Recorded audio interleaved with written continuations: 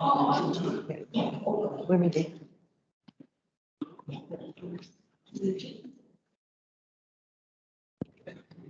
Good morning, everyone, and welcome.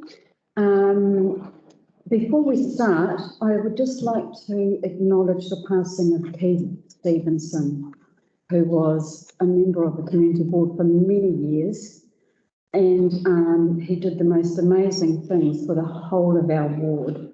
And so I just really want to acknowledge that and pass our condolences on to the family as well.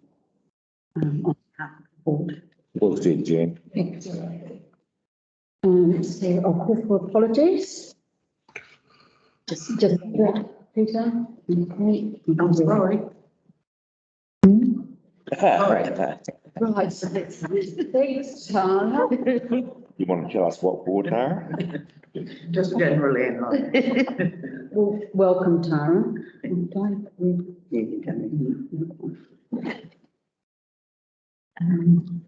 we need to resolve the apology?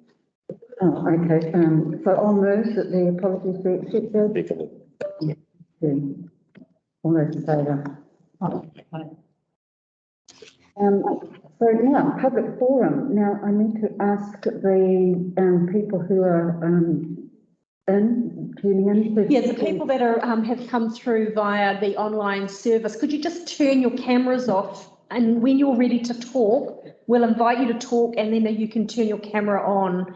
To turn your camera off, just to the right top, there's a little picture of a movie camera.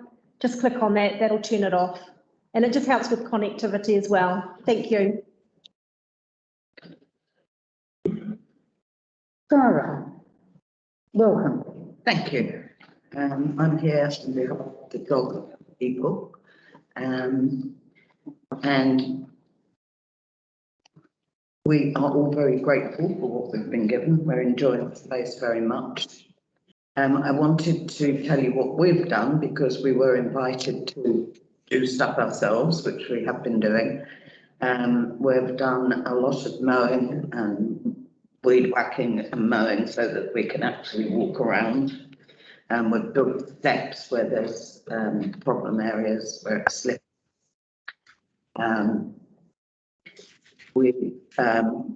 Is it convolvulus, that horrible stuff that we've pulled down a great deal of that because it's strangling and killing a lot of the trees there. So we are being very proactive and we have plans to continue to do so. But we are aware, and the RSA has been made aware of the condition of the park. Which is it hasn't been mown or any care taken on it for a really, really long time. The kaikui is up to here. A lot of the trees are dying because of the bindweed and the grass. And there's a great deal of rubbish. As we're clearing away, we're finding an awful lot of cans and bottles and stuff that's been dumped there. And we'd like to know, and I can't speak for the RSA because I'm not part of it, but I know that they are really quite upset by the state of the park, the Memorial Park. We just wondered what's happening from the council's point of view about maintaining it. But I've been to Taurua and to Whitianga, to their memorial parks, and they're beautiful. They're beautifully kept. And honestly, ours is a disgrace. So I just wondered, I'm not here to talk about future plans or getting more or anything. We know that will happen in time if it can. But we would like a bin and possibly a gate if that's. Has the plastic bag picker up the thing been installed yet? No, it hasn't. There's nothing there. So we're taking it home in our cars. Okay. And the only thing that I can see that the council have done is to dump a huge mound of rotten rock on one of the pathways, so we have to clamber over it. Okay, I'll find out what's going on. Yeah. In terms of maintenance of the Memorial Forest Reserve, yeah, there was never a clear maintenance plan, and that's the truth for that area. Keith Stevenson and his people were doing all of the releasing of the trees while they got to a certain height so that they could just grow. I was told that the trees are now at that height and that they'll be fine, but I will check up on that. Well, I will say that we have pulled down a great deal. We take secateurs every day and we pull it down. Okay. But it has stranded some of them. Okay. So I will definitely get that all looked at, Tara, to see what we can do. I'm being told that it is a difficult area to maintain because it does require like a tractor mower and then the width of how the trees have been planted. But I'm not making excuses. I'm just saying these are the issues that I've been told about the maintenance of that area. So I will follow that up. Right. Yeah. Just so that I can add to that, Tara, so with the passing of Keith, the Probationary Services Board that Keith took under his wing are a bit lost because they don't know where they're at the moment. Yeah. I've been speaking with the Probationary Services, who I'm sure would be happy to pick that up. But it's just, they need some Getting guidance. coordinated. Yeah. Well, perhaps we can have a chat about that, Jean, and see what we can do. All right. That Keith certainly did take Yes, those guys yeah, down there they to do a lot of work. Spent a bit of time down there. They only cleared the front area though. They did nothing in the park itself. Yeah, but if we can find out what else you need, Tara, they'll be happy to do that. Okay. Yes. Yeah. Yeah, they really want to keep their foot still in Coromandel. Okay. Okay? Yeah. So, we'll look at it. Yeah, definitely.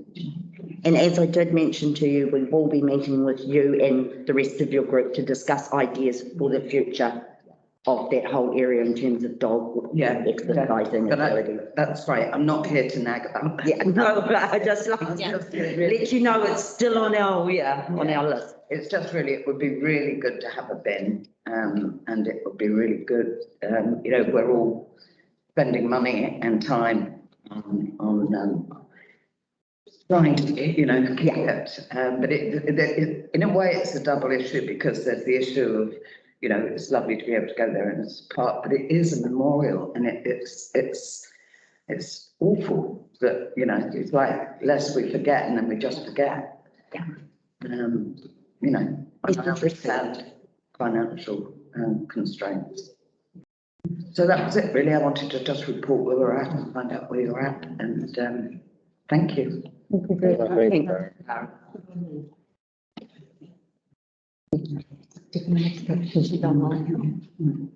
Tara. Oh, are you right? See you all later. Could you just mention I'll come and get them when we're ready for the next person? I just say next person. No, say I will come and get them. Yeah, when it's time. Thanks, Tara. Thank you. Thanks. So next up we have Stephanie McKee. If you'd like to join in.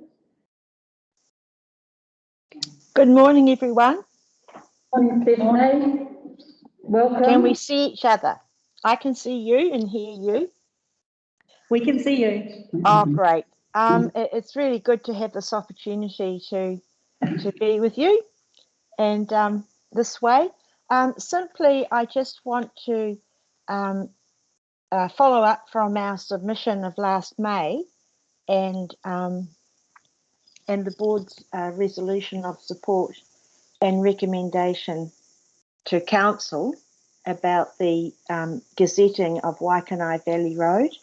I just want to inquire, has the road gazetting process been confirmed by the council's legal department? That's really what I would like to follow up on behalf of the residents of the valley.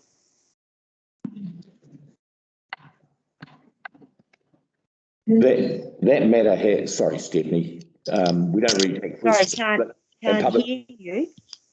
Can you hear me now, Stephanie? Yep. Okay, John here. That matter was taken before council and they agreed with the community board's decision, and it's currently, I believe, with the roading manager to be followed through with. Is that correct, Ed? Currently, it's with, got the legal team working on the gazetting, and I will have to check to see where these are. Yeah, it's gone from here to council, accepted by council, and is being worked on, Stephanie. Oh, that's great to hear. Thank you. It's just we are aware of there's some kind of transition process between DOC ownership and iwi ownership. We're not sure of the status of that.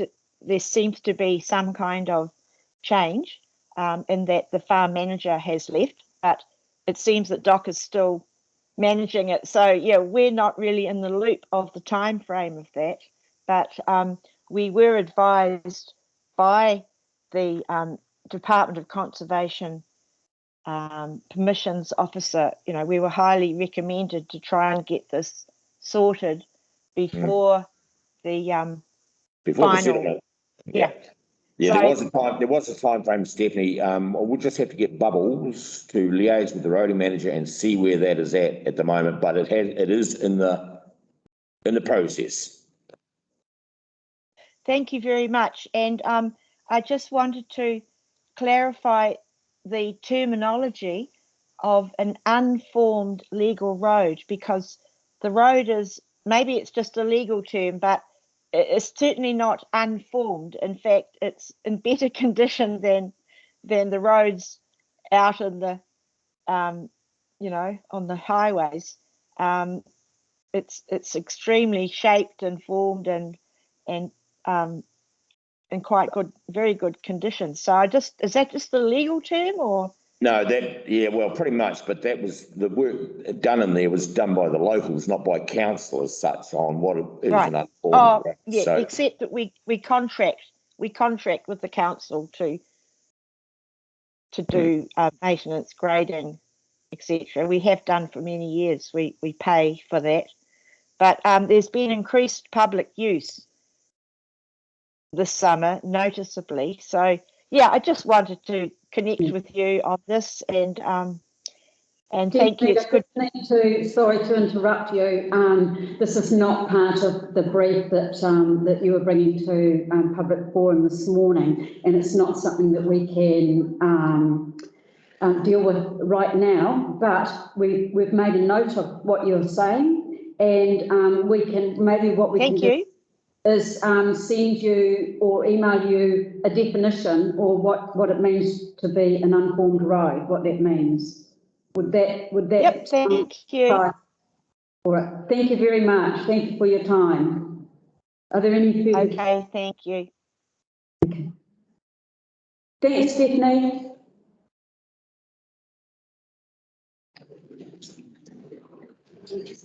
Tracy Kendall. She'll be up there. His name's Peter.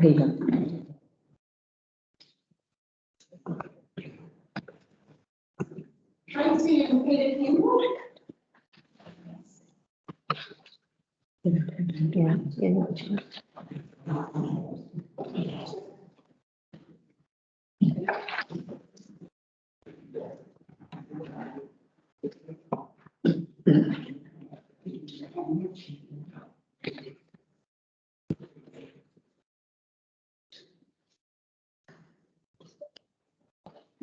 Good morning, Tracy. Welcome. Morning, everyone. morning. You want me to sit? That's fine. Sit. Yeah.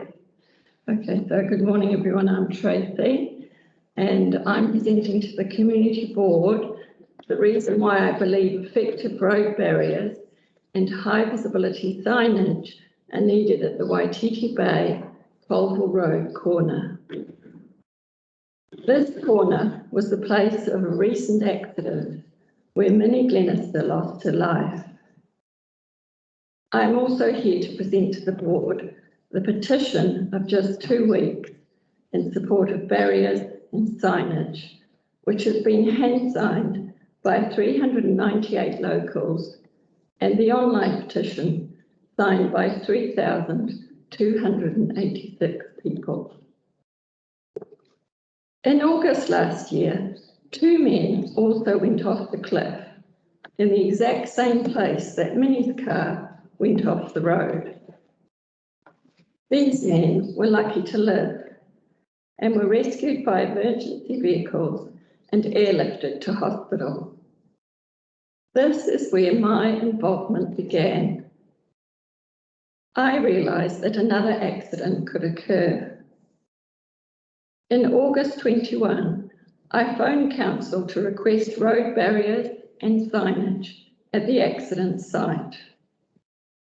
I also asked for a mirror at the exit of Waititi Bay.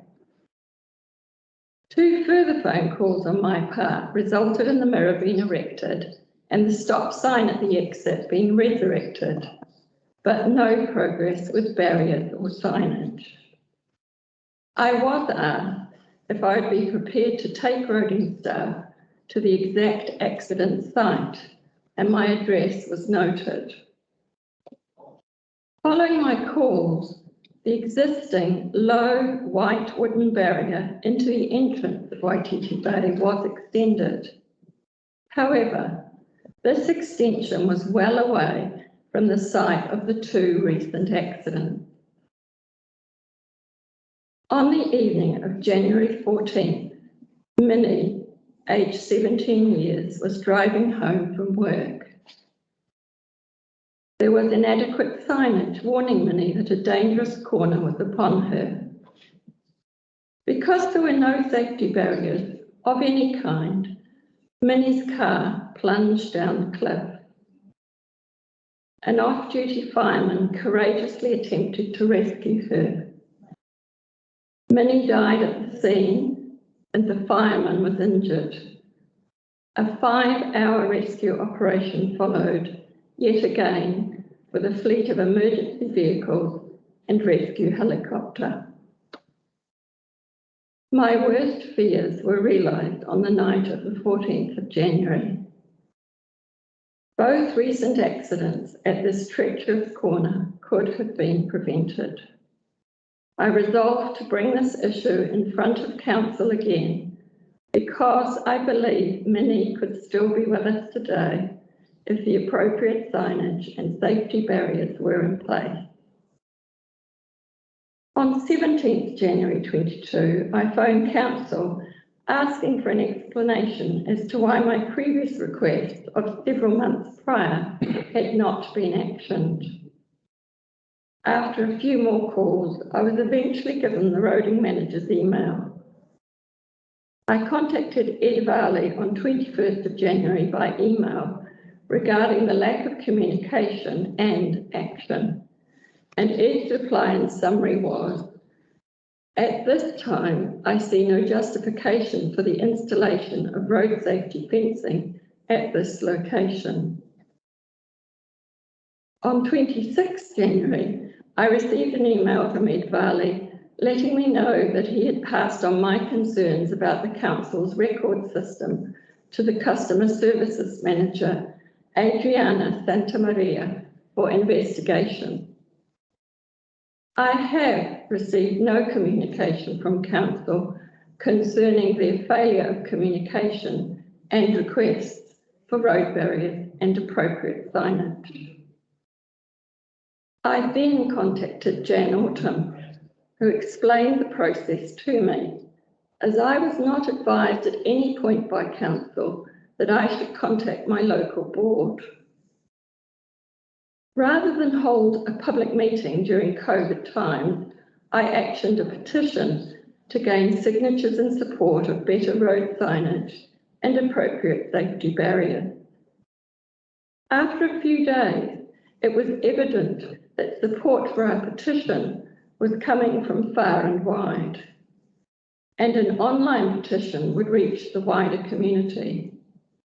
We have received support from local community, Auckland District, and tourists from all over New Zealand, Australia, and beyond. Effective road barriers will take time to instigate. However, our community would expect that road signage targeting vulnerable young drivers and tourists unfamiliar with the sharp corner could be put in place speedily. Minnie Glenister's death has shaken this community and broken his family and mother's heart. Every day since the accident, young people and whānau sit at the site where Minnie lost her life. We see their shoulders hunched with sadness as they grieve. How many more deaths are needed for council to follow up on this request? Our community has lost one of their own, and the community has spoken. Take action, council. Install effective crash-proof road barriers and high visibility signage to save lives.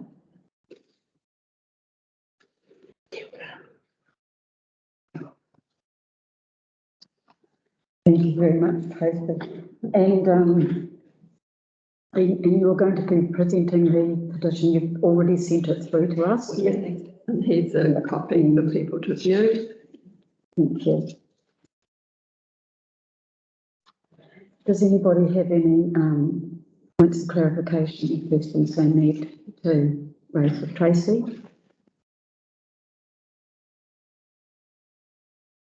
Well, thank you very much, Tracy. We appreciate it. Thank you. Lindsay Nichols. Lindsay. Yeah.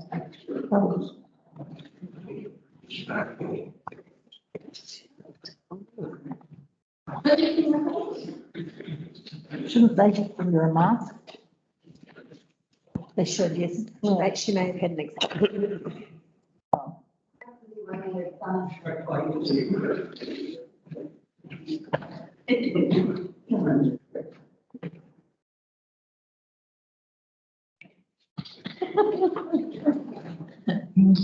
Welcome, Tracy. Oh, Lindsay, sorry.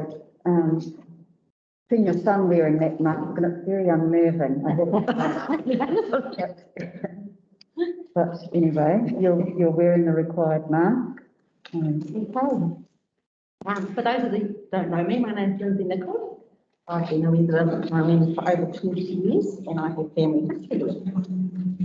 Oh, I've got some glasses. Okay. Right, 4 years ago, Coromandel got hit by a severe weather bomb. Many of our coastal areas were affected, including Long Bay. I watched and waited with interest as the coast got repaired and the little settlements got retaining walls and steps set up for their beaches. And I presumed that Long Bay would also be eventually fixed. Here we are 4 years on, and we've lost a lot of embankment and the grass area with no attempt to retain it. And we have no safe access down to the beach, except via the playground with loose bark, running children, or down the boat ramp where it's often wet or busy with boaties. When you have walking issues, neither of these are very inviting. I recently had 2 major ankle surgeries, and this has made me even more frustrated and aware about the beach accessibility. As I sit and watch on the grass embankment, I realise the elderly must have trouble, the young pregnant mother must have trouble, mums with toddlers, the disabled. None of them have proper beach access unless they wander through the playground or down to that ramp. People with dogs also must pass through the playground, and I find this a bit of an unusual mix with dogs and elderly folk going through this ground in the playground. Get the only thing. So I feel like I speak on behalf of all this group as I'm here today to request that the board consider getting some steps erected at each end of Long Bay and also retaining the grass we have left before we lose it all. Long Bay is one of Coromandel Town's beaches, tourist features, and yeah, it's not in a good state. I've spoken to the current caretakers and they are in favour of several steps to be put in place. Thank you for your consideration. And I've just got a few photos there just to show you. These embankments are at least 1 metre high that you've got to try and clamber down. And they're fairly old photos. I haven't seen what the recent storm has done to them. So it's probably even worse. But yeah, it's pretty hard to get down there. Thank you, Lindsay. Does anybody have any questions for Lindsay? Thank you very much, Lindsay. Yes, please, if you could leave it, Lindsay. And we will certainly get our parks and reserve people to go and look at that. Cool, thank you.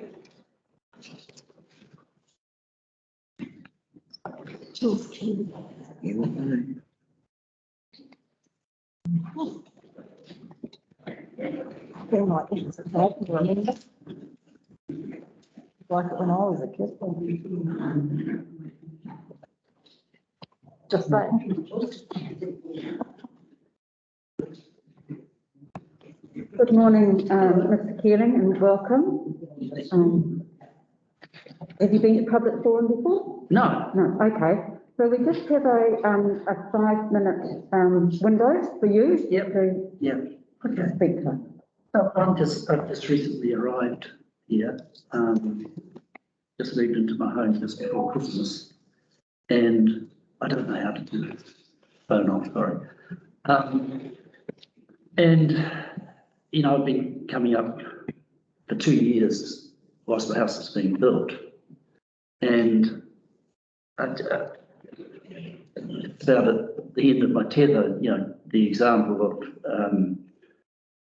about 2 weeks ago, they graded the road, and then we had some rain, and it went back to where it was before. And now with the huge storm we had, you know, I drove through a kilometre of mud just before Kennedy Bay. I live in Tuatiawa.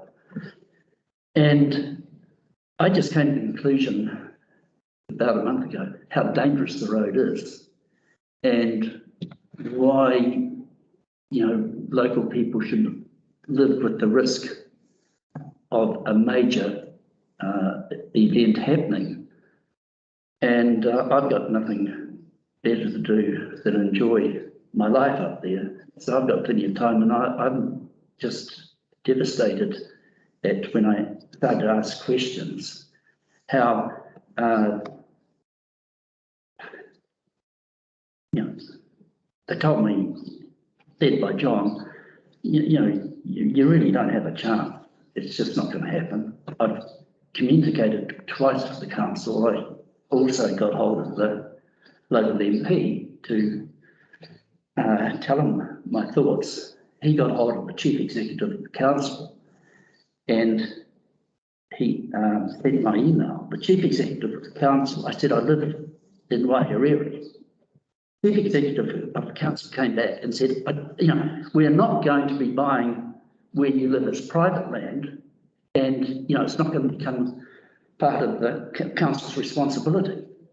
And I was talking about the state of the roads from north of here to where I lived, and I thought, that's interesting. And then I speak with John Morrissey and the city engineer, or Barley, or Ed Barley, the roading manager. Yeah. He comes back and he gives me a whole rundown of, you know, the history of the Boulder Bay subdivision. So, you know, my argument is that I want a beautiful road that I pay maintenance for and happy to, that it's not going to be part of the council.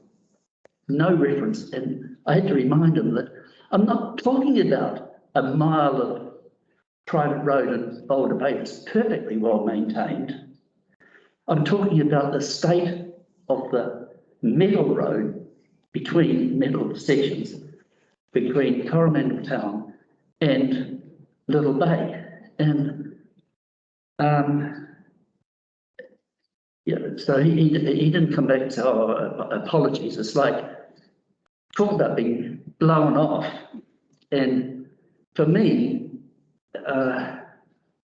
my background is my father was in public life for 40 years, including deputy mayor of Gisborne for 9 years and mayor of a small borough in New Zealand called, in Auckland called Henderson for another 9 years. Waitemata Electric Power Board, Cook Hospital Board, United Auckland Regional Authority. He was chairman of the Roads Committee for 9 years.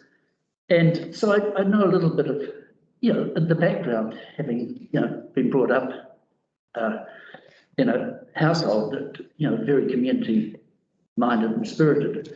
And I just sitting here and it was. Excuse me, Mr. Kim, you've got 1 minute. Okay. I'm sitting here and I just believe that we've got to start a plan, a real plan, like Chris Lux, who is, you know, people have comments about him. But John told me when he was mayor, he got a kilometre a year from the council. he stretched it out to 1.5 kilometres, but that was to Colville, not to, because he was going to do the loop. Basically, since then, very little has been done. And I just want us to get cracking again. Does anyone have any questions for Mr. Keeling? Or- No, that's fine. Thank you very much, Mr. Keeling. All right.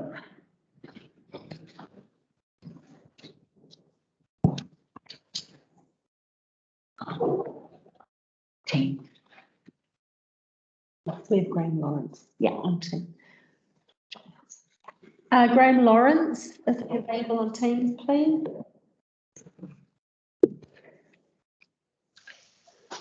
Hello and good morning all. Good morning, Graham. Thank you for the opportunity to speak and to attend in this way. I am here on behalf of my clients,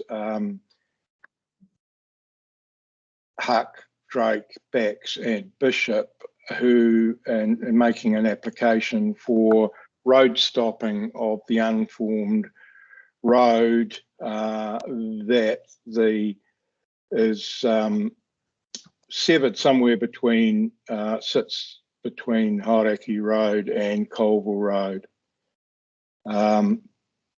The application for road stopping was initiated largely to follow up on a long-standing expectations that it would be stopped, but prompted largely to address the lack of feasibility or practicability of it being formed as a cycle track or tramping track. Now, you will have a copy of the application. The application is made in exactly the same format as council's form. It's just we didn't use the form because modern sort of protection devices don't download forms and on computers, and this particular one was not able to be used. So we did the same format, but I see in the recommendation that if the application is approved, that it should be submitted in the form, and that could be filled out by hand and submitted if you see fit to support this application. Now, I come to you with a very sound knowledge of the background to this. You'll see my signature on behalf of council on several of the plans that were put in place at the time back in the late 80s and 90s, that to make sure that there was no public access to this piece of unformed road. There were many reasons for that, and many of you may recall the initiatives to close the Hauraki Road end so that people couldn't get onto the road from the south.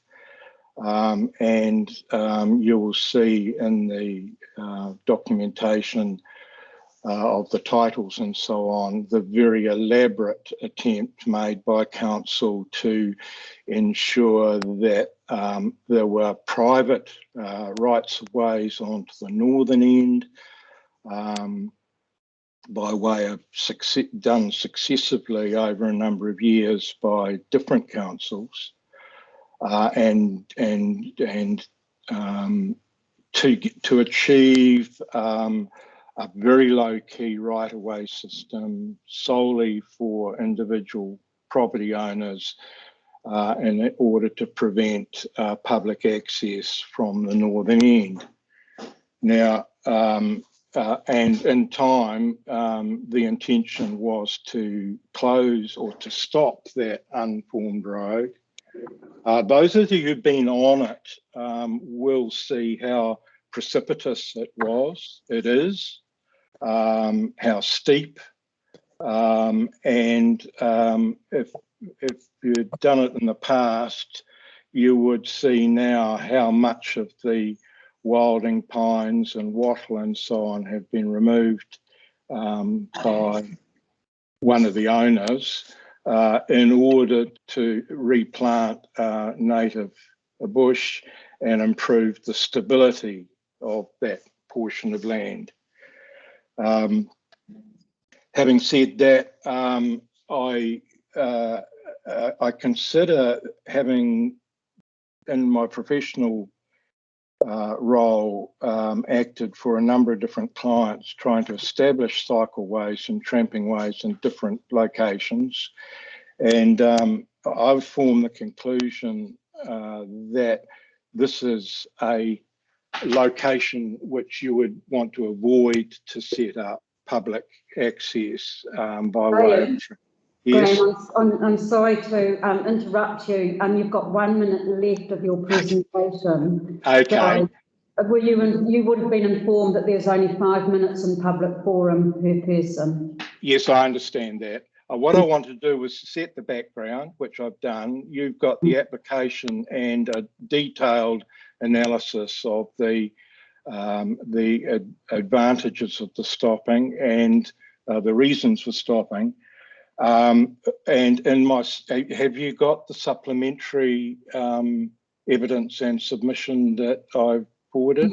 Yes, we have, thank you. Yes. Fine. Yes. So I'd use the last half minute, Madam Chair, just to go to the recommendations you have before you. And I would say that if ask you to support it, because as a continuation of long-standing expectations, and would be helpful for the trust, the Spirit of Coromandel Trust, to know that it would be wise to seek other alternatives. But if you don't see fit to do that, I would suggest that you not make a decision for either proposal, because there are some very severe resource management tests for the trust to go through. They can't get onto the legal road without resource consents to get legal access onto it. Graham, I'm sorry, I have to interrupt you there. Your time is completed. And thank you for your input. But before you go, does anybody have any questions for Graham? I just have one point of clarification, Graham, if I can. Yes. Could you, the right of way that comes off Colville Road onto that property, I know there's no public access to the paper road, but who's the servient tenement of the right of way, please? Do you know who that is? Because it's a wee bit confusing in the papers, because in the papers it's either Mr. and Mrs. Davies or it's Chico Limited, which is Dr. Brian. Right. My understanding is the servient tenant is the lot that's 101 Colville Road, which was Davies, but is now the new owner. But who does the servient tenant belong to, even though it's been sold, that property has been sold? Does that make Chico Limited the servient tenement then? Whoever owns that property is the servient tenant. Thank you. I just needed to clarify that. Yes. Thank you. Thank you very much, Graham. Thank you. All the best with your deliberations. Thank you. Bye now. Gavin. He's via Teams by the look of it. Yeah, he's not on there though, so some of them are a little bit unsure which way they were coming.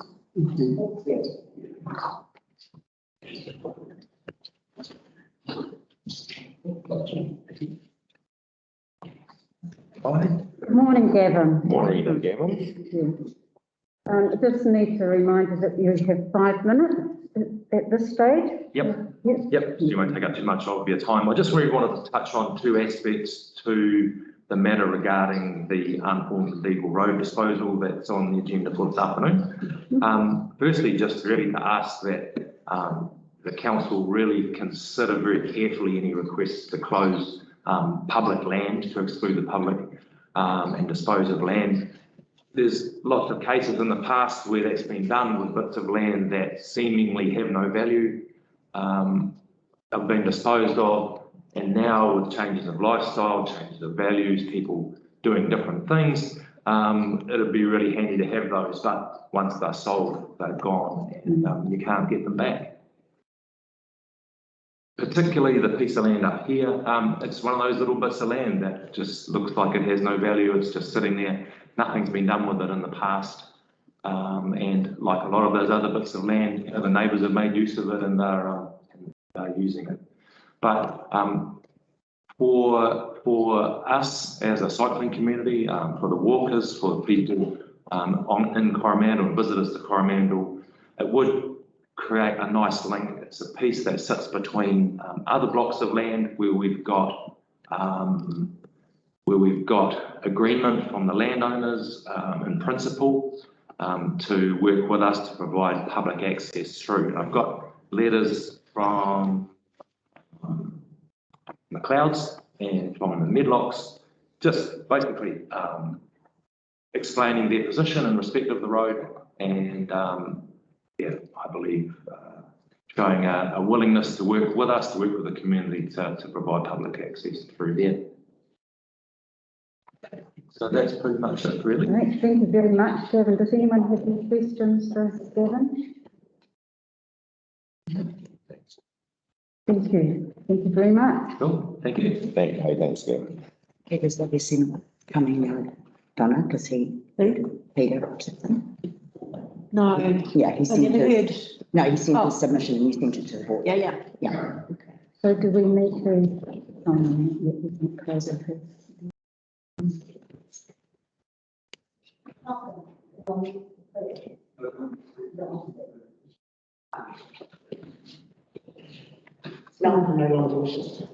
And is Brian out there? Is he on? Brian was going to come by hands, but only if his work permitted, so depended on his patience and what he had scheduled. Well, he has provided a letter. So he's not online, so Okay.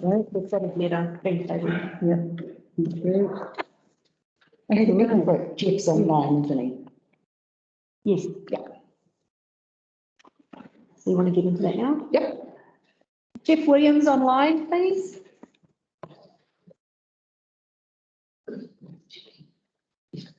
No, he's not. Yeah, here he is. Yeah. Hi, good morning, everybody. Can you hear me okay? Yes. Good morning, Jim. Can you hear me okay? And Brian, I can see you there as well. Thank you. Yes, I can see and hear you. Thank you. Okay, I'm going to read my statement in the interest of time. I believe everyone should have this statement by now anyway. My name is Jeff Williams. I live here in Coromandel-Colville Ward. According to the Local Government Act, the role of the community board is to, quote, represent and act as an advocate for the interests of its community, unquote. I do not believe this board is fulfilling its role. At the November 9th meeting of the board, 2 members of the public spoke against the use of 1080 and requested that the board place a statement in the December Town Chronicle reaffirming its stance in relation to the use of 1080. In response, the board used 40% of its statement to assert an anti-1080 position. That statement certainly does not represent its community, and it does nothing to advocate for our interests. Firstly, 4 board resolutions have asserted an anti-1080 stance since the initial was passed in 2007. These resolutions are completely unbalanced, giving voice only to the very few who are against the use of 1080 to protect our native species. The resolutions completely ignore the rest of the community who understand the critical nature of our native biodiversity and the need to protect it.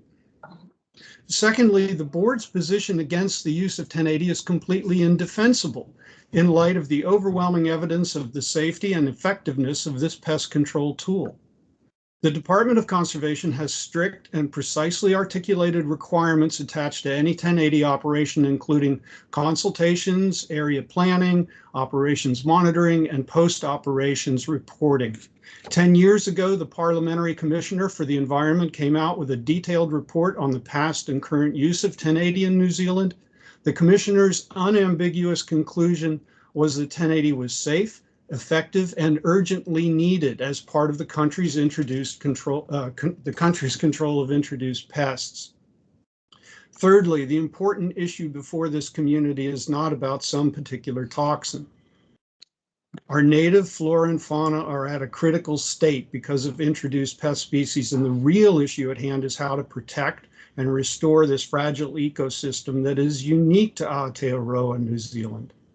Over 70% of our birds, plants, reptiles, and insects are found nowhere else on Earth, and more than 3,000 of these native species are threatened or at risk.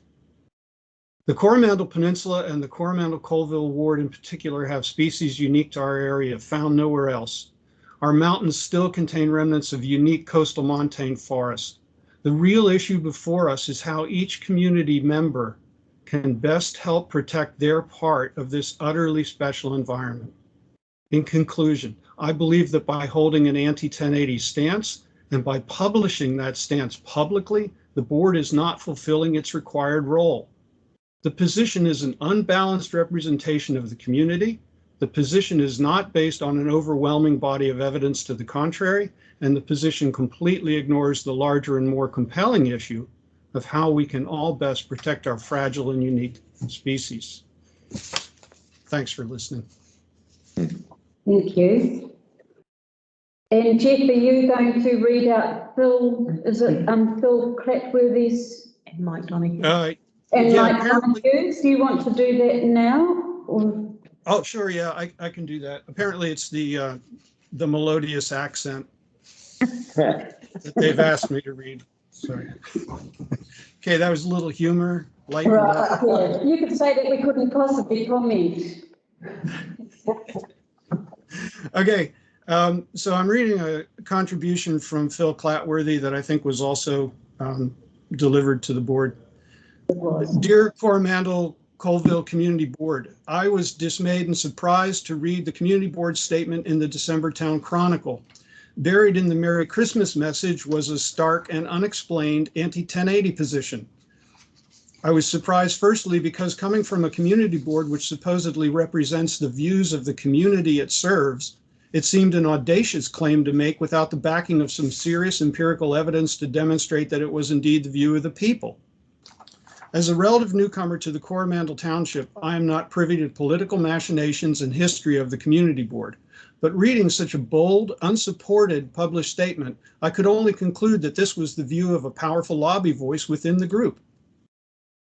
One of the key reasons I came to the Coromandel was its outstanding ecological value and the passionate conservationist views of its people. Since being here, I have befriended lots of keen conservationists, many of who spend countless volunteer hours and days out in the bush setting and resetting predator traps. They have inspired me to pursue my own work on predator control and weed eradication, both on my own property and beyond. Trapping is the primary alternative to 1080 poison. I initially assumed these people must be anti the use of 1080, so I was somewhat surprised to find that the opposite was true. In fact, they all seem to support the judicious use of 1080 poison as an essential tool in succeeding with the Herculean task of managing exotic predators in our bush. They might not like the use of toxins and 1080, but they all accept it being the best of a bad bunch. Because they're at the coalface, they know what works and doesn't work, how hard it is to access and trap in so many difficult and inaccessible places. They also see the effects of 1080, both positive and negative, and still come to the resounding conclusion that it is a necessary evil if we are to be successful in our quest to save the thousands of endangered endemic species within our native ecosystem. These people from a wild variety of backgrounds are not beholden to any political or commercial pressures. They believe in what they see, and they are not alone. Judicious use of 1080 is supported by our biggest agencies, including Forest and Bird and the Department of Conservation. I, like many people in the community, believe what the scientists of these agencies are saying, so I too support the cautious use of this toxin. My personal experience is that the vast majority of people share this view. If the Coromandel-Colville Community Board is to remain within its mandate and stay relevant to the community, it must both reflect the values of the people and trust the experts when dealing with complex issues. I therefore challenge the board to genuinely represent the views of their constituents and either retract their anti-1080 stance or produce some robust, statistically valid and peer-reviewed analysis which shows that the majority of the wider community supports banning 1080. Yours sincerely, Phil Clatworthy. Thank you, Jed. And now Mike's. Yeah, Mike Donahue. Dear Mr. Pritchard, I'm sorry, Peter's not here this morning. Dear Mr. Pritchard, it has come to my attention that you are seeking feedback from the community about the use of 1080 as a pest control tool in Coromandel. The local media coverage suggests that the community board is seeking affirmation of its previous support for a ban on its use. But I'm aware that there are many in our community, including myself, who see monosodium fluoroacetate as a vital tool in our efforts to control mammalian predators of our unique and highly threatened native fauna. The TCDC's website states that the community board's primary role is to, quote, represent and act as advocate for the interests of its community. In my opinion, there is obviously a significant division of opinion amongst local residents about 1080. The opinions of those who oppose its use under any circumstances are currently unduly influencing the community board's position.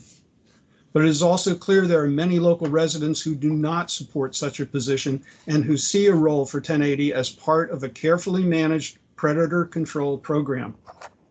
There is no doubt that the indigenous fauna and flora of Aotearoa, New Zealand,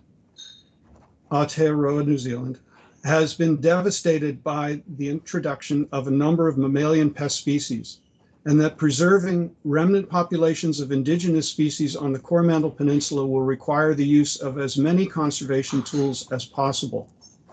Monosodium fluoroacetate occurs naturally in many plants and shrubs in Australia, and there is a wealth of peer-reviewed and published science on the use of 1080 in the New Zealand environment.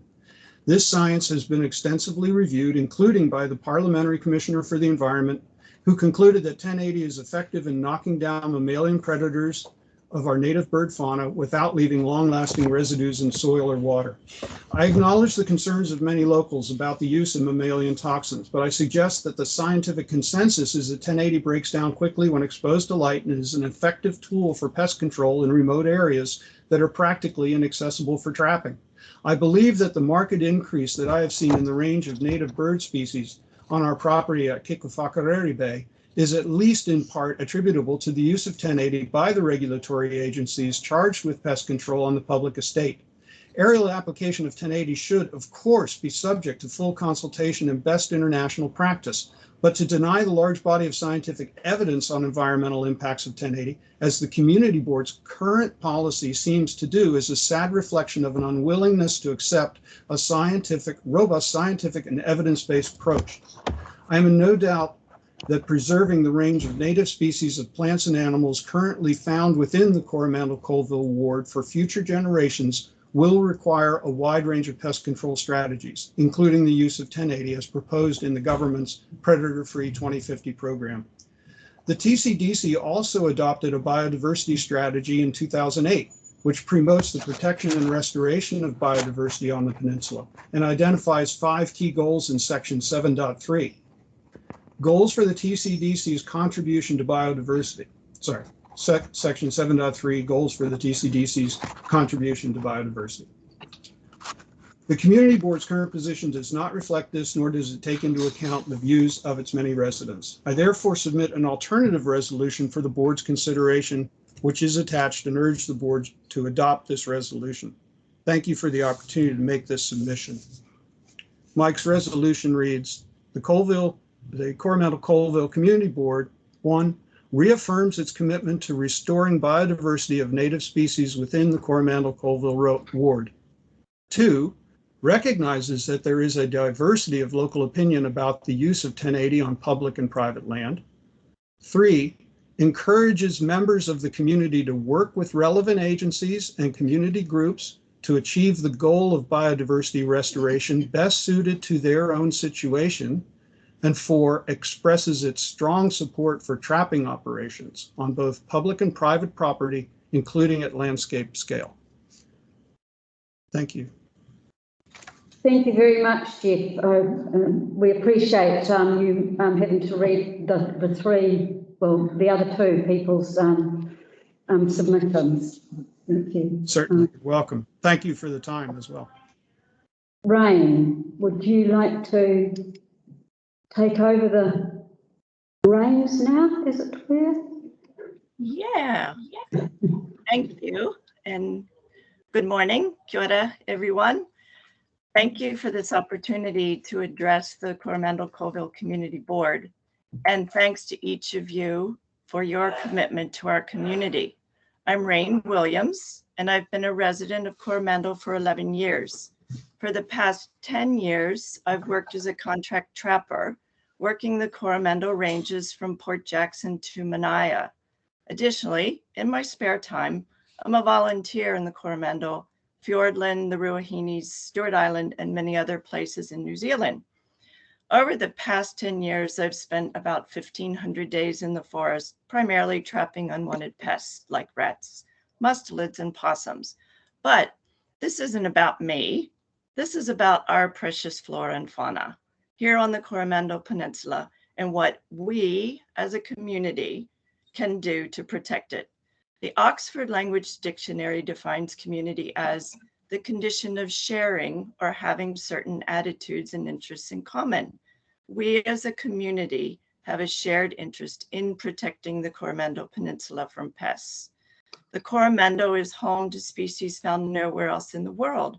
Our ranges are home to the Coromandel brown kiwi, Coromandel striped gecko, Archie's frogs, Hochstetter frogs. We must protect these incredible species for future generations. No one likes toxin. However, there are areas of these beautiful ranges that humans cannot physically reach.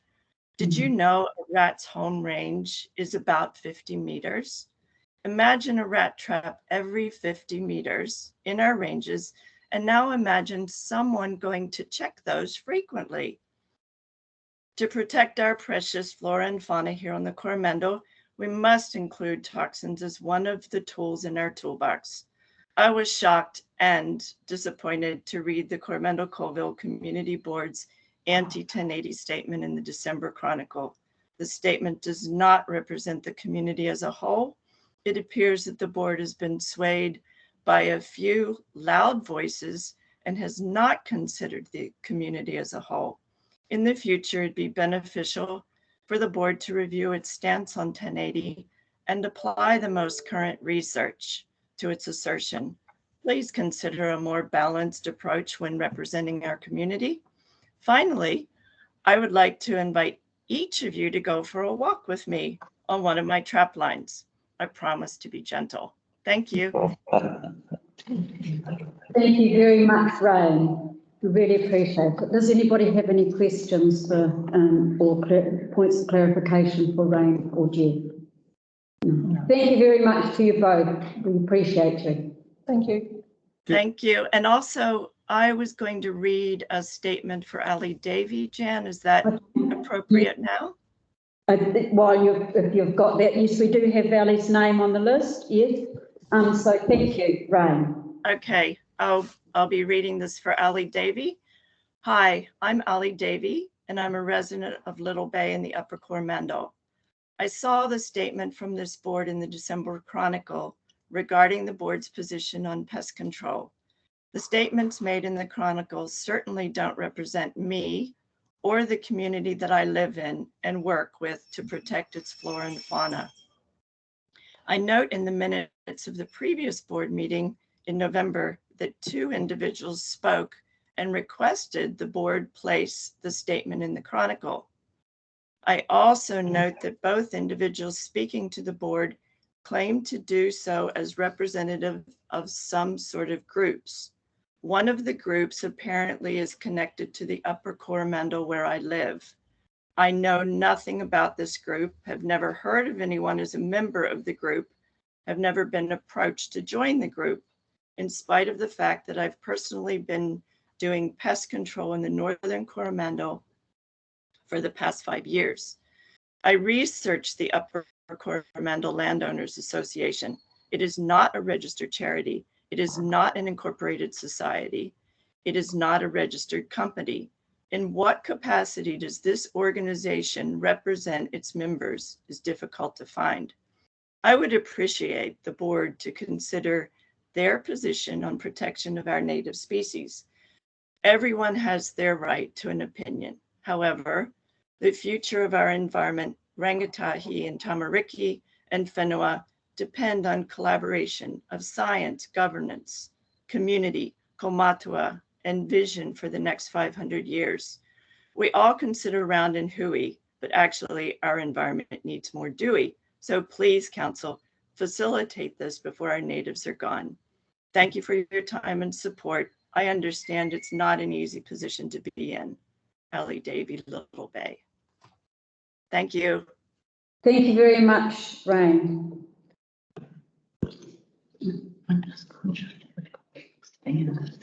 Should we take the amendment offline, go? Good on Okay. We'll see you soon.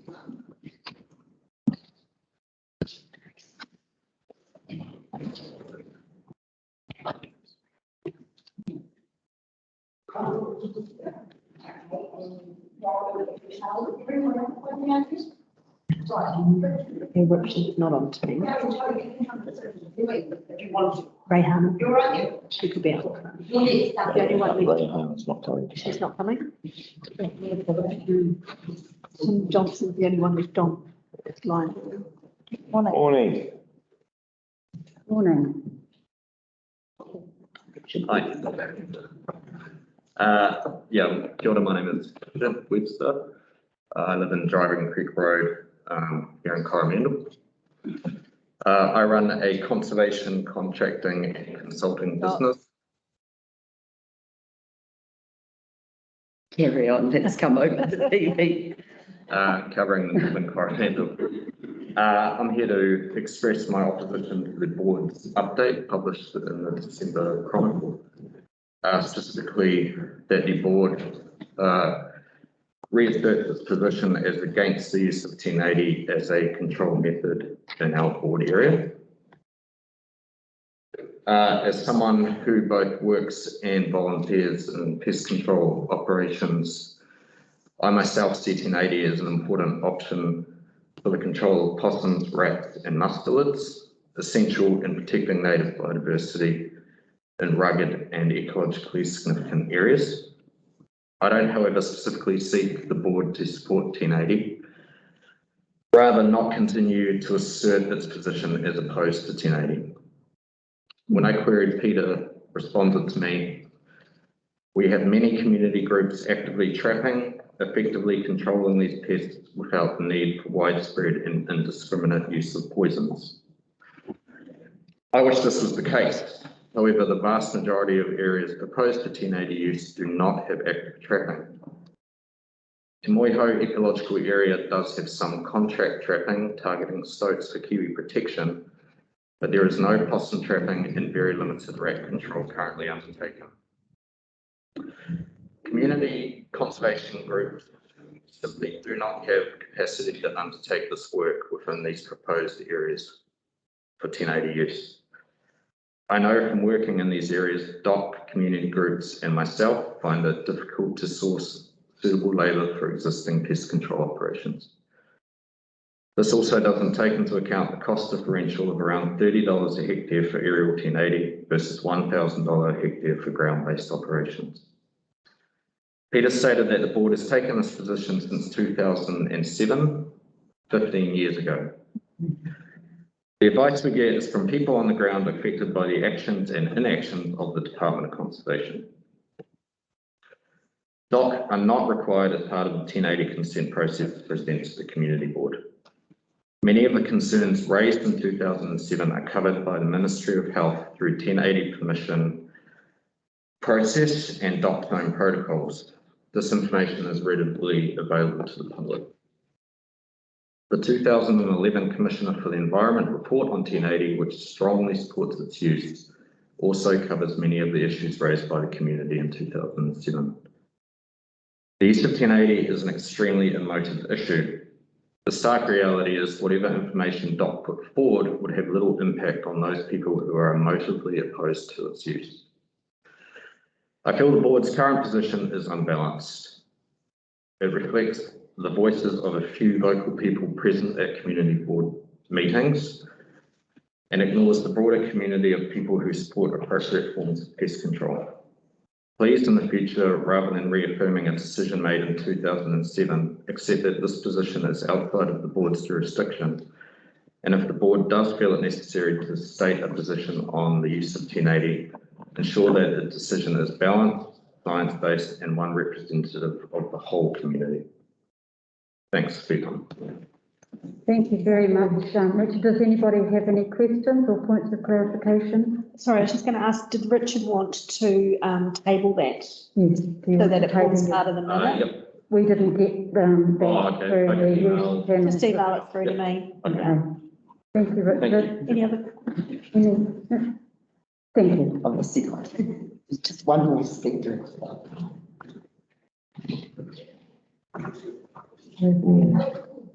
Did they say Tim Johnson's not coming? No, Rayhan's not coming. Rayhan. Tim Johnson's online. Oh, okay.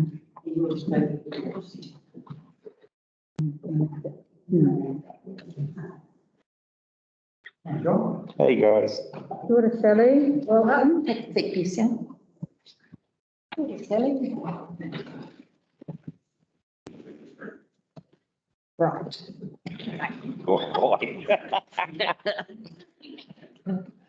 So you've been informed of the timeframe for speaking? Thank you. So just give me a 1 minute warning. Yep. Okay. All right. Prisia te rito te harakeke, kei se te kōmako e kō ki mai kia hau. Waiho māku e ki atu, he tangata. Kia ora. Kia ora. Dean, is that you? I'm under that mask there. Kia ora, Jean, John, Jack, Jan, Jean, John, Jan, and Bubs. Yeah, so I represent the Haratonga Predator Control Rōpū, which is a duly incorporated society based in Kennedy Bay. And we were established in November 2020. And our kaupapa is driven by a poison-free kaupapa. So we are anti, 1080 and residual poisons. And I don't say that lightly or glibly, even though it might sound like it. We're very serious about the whole issue. So really, I'm here today to support and congratulate and say thank you to the board for your position, your current position anyway, regarding the board stand that was advertised, I think, in last month's Chronicle. So I wanted to come along to support the board's position on that. Based entirely on my affiliation in Haratonga and how we have been, involved in some battles over the last couple of years, trying to prevent it from coming into Haratonga. We also feel that we haven't been able to attract any funding because of our position. And we feel that perhaps WRC, DOC, and not TCDC, I'm not blaming the council that, the TCDC or anything, but definitely at regional level that to attract funding, your group must be affiliated to the Predator Free 2050 agenda, which we are also wary of, because it promotes an eradication policy, which we sort of view as impossible to reach, quite frankly. So yeah, but mainly our main reason for coming here today was to support the position that the council, that the community board has. And to just give you an update about our collective, also we've got the Haratonga Block Development Collective, which I know that you and John are aware of. We attracted a large amount of funding to progress our block collectives aspirations, and so we had some ecologists come through as part of that funding a few weeks ago, and they are reporting on the biodiversity and health of our whenua over here, and by all accounts it's very healthy and in a regenerative state, of course. Yeah. So just to give you an update on that as well, we're 2.5 years into the project, but the project is fully supported by Puni Corkley and Becker Consulting. So just to give you a bit of an update there as well. So that's about all I've got to say. Thank you for your time. Does anybody have any questions for Sally or Clint? I do, Sally. Yeah. I'm just, can you just clarify for me, have I heard you right in saying that you don't trap or you don't anything on the pests that are on the whenua you're talking about are just running rampant? Yeah. No, Not at all. absolutely not. No, okay, so trapping, yeah. You're trapping. Yeah, trapping and hunting, yeah. So yes. we regard our whenua over there as our food basket. Yep. So we a lot of the pork that comes out, a lot of wild pig we eat out of the creeks, the rivers, streams, tuna as our customary right. And we drink the water. We're all connected up to the water streams there. Okay. So, and we do have a hunting and trapping program, and there's a lot of people who are undertaking that trapping and hunting on their own backs, self-funded. Great. We get no funding. We had a bit of funding from the bazaar last year, and a bit of funding from DOC. Just to get us started and to get a few things in place. We ran a little training thing at the Kura over there last year, just to bring the kids on board around, what are pest plants and what are pests, etc., etc. So we did a bit with that, but we have been unable to attract any substantial funding from WRC, DOC, or any other applications we've made. Mm-hmm. Thank you. Thank you. Yeah. Oh, I'm sorry to hear that about the funding, Sally. I thought it was looking promising there for a while. But you say the obstacle for you is the 2050 predator-free aims. So what are the obstacles, Sally? Well, the 2050, because they put out a big thing on Facebook. I read about all of the groups that they had supported in terms of funding, and there was a lot of groups in the Coromandel region that they had supported, and most of those,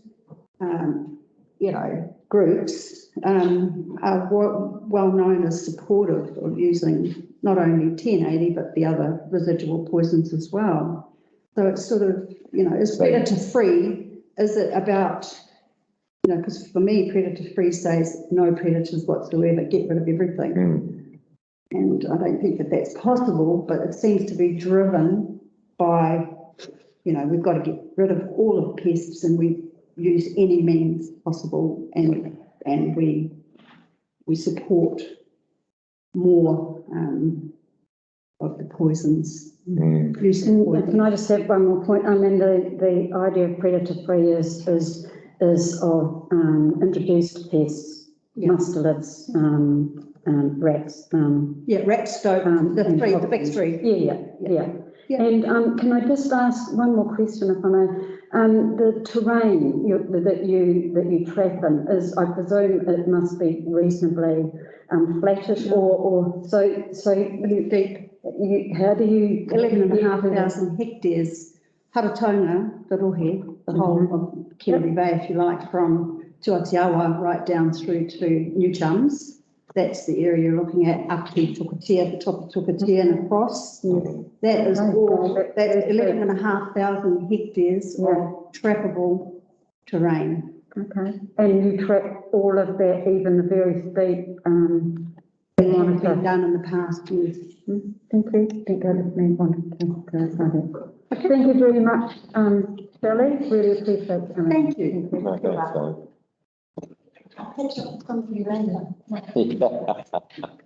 So we just now have Richard Tim Johnson.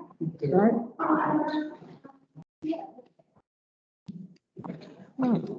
Morena. Good morning, Tim. Welcome. Thank you very much. I'm going to pick by that the sound is working, and I hope my connection remains strong. It's interesting just listening to Sally previously. I think the 2050 objectives were essentially a big, hairy, audacious goal. I think that we've all learnt from that control is what a lot of people go for rather than eradication now. So, part of my talk to you today is about learning as we go, because things change. And what might have been the big goal a few years ago may not be the same now. But anyway, I'll dive into this and just talk you through my views on the 1080 element as well. So, morena everyone, and thank you for the opportunity to speak with you today. I'm Tim Johnson, and to provide some context to my personal situation, our family owned the property at Whiskey Bay, known in the Māori community as Waiheke Bay, just north of Oamaru Bay. It's been in our family 50 years next year, so we've been coming here every single one of those years and just love the area. We have an ongoing project to improve the biodiversity across our and two neighbouring properties in all about 400 hectares. The project includes mechanical trapping and a limited amount of toxin control. I would state us as passionate trappers and reluctant users of toxin. That said, we understand that to make true impressions upon the pest populations, toxins unfortunately can be a necessary option under certain circumstances. And this brings me to why I wish to speak to you today.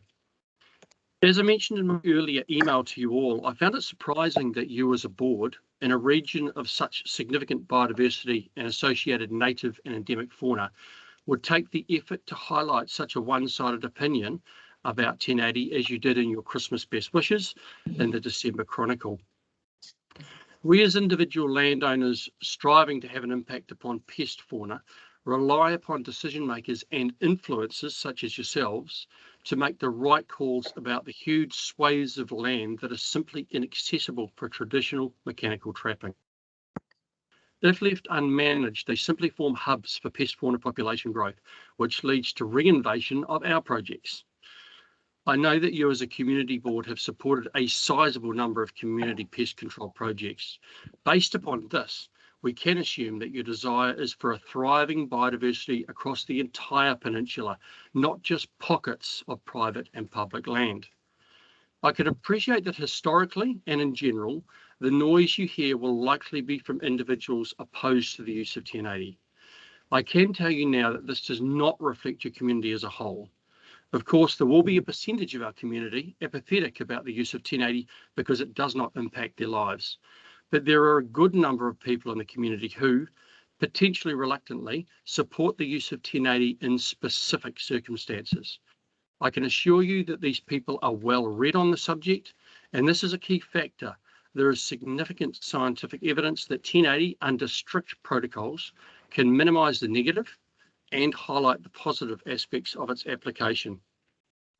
I encourage you as the local community board to please take the time to continue to educate yourself on the application of 1080 and reach out to your community and understand the differing opinions. There are members of your community with views at either end of the argument, and we look to you as a board to take a balanced view. I look forward to meeting you all in person when the opportunity arises, and thank you.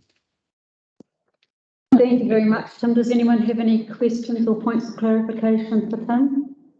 No. Thank you very much, Tim. Thank you. Thank you all. I'll get back up trapping. See you later on. We appreciate it. Is someone not out? Oh, no one else is out. Okay, Is that everybody? that's everybody. That's everyone. Okay. Do I have morning tea? So, we just accept, So you just need to accept all the speakers in public forum and all the tabled material. okay, so. Including the petition. Yes, including the petition, yeah. Okay, sorry. I'll second it. Okay. All those in favour? Aye. Against? Carried. Thank you. Announce that we're adjourning. We are now going to adjourn for morning